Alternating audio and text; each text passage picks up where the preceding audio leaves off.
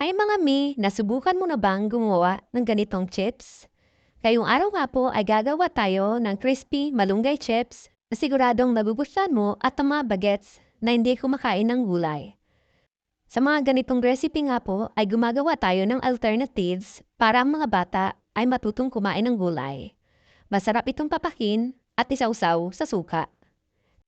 Sa recipe ito ay gagamit tayo ng 3/4 cup ng malunggay leaves, 1 teaspoon ng garlic powder, 2 teaspoon ng chicken powder o kung wala naman ay asin.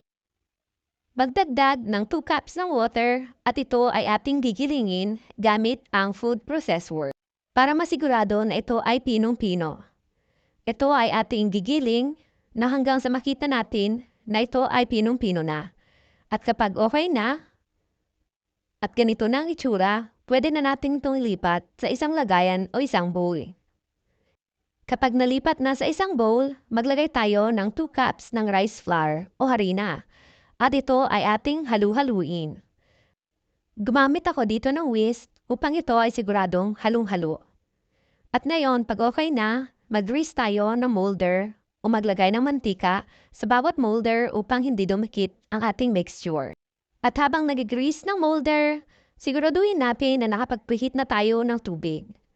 At sa bawat molder, maglagay tayo ng 1/2 tablespoon ng ating mixture.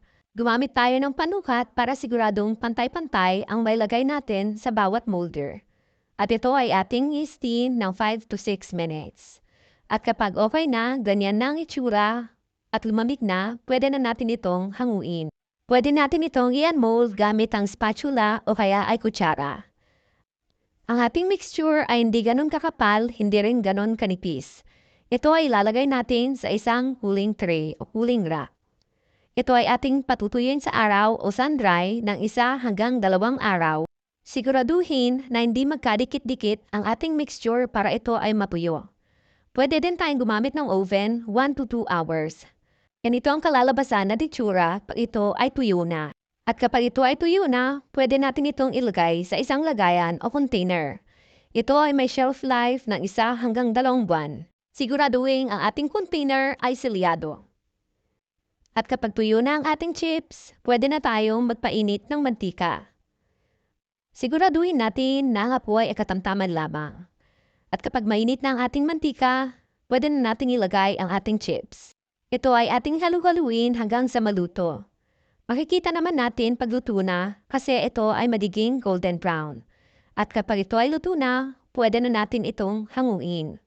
Nilagay ko na rin dito ang kumpletong listahan ng ating recipe. Serve and enjoy!